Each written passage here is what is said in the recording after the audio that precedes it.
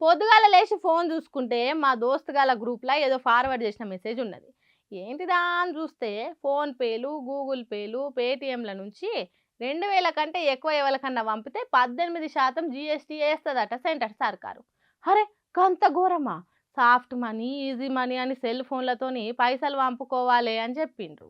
ఇప్పుడేమో ఇట్లా జీఎస్టీ అని పన్నులేస్తారా అని పరేషాన్ అయినా. నా తీరుగానే మా దోస్తులు కూడా పరేషాన్ అయ్యిండ్రట. మీరు కూడా గాయ గాయ అయిండ్రా? అయితే గీ వార్త మీకోసమే. యూపీఐ పేమెంట్ల మీద 18% జీఎస్టీ పన్ను వేసుడు అనేది ఉత్తముచ్చటేనట. మరి జాతీయ మీడియాలలో కూడా వార్తలు వచ్చినాయి కదా అంటారా? వచ్చినాయి కావచ్చు కానీ వాటన్నిటిని కొట్టి పారేసింది కేంద్ర ఆర్థిక శాఖ. జీఎస్టీ లేదు, జీడి గింజ లేదు. ఎవరో పుకార్లు పుట్టిస్తే దాంట్లో నిజమెంత అబద్ధమెంత అనేది ఆలోచన చేయకుండా మీడియాలలో వార్తలు రాసిండ్రట.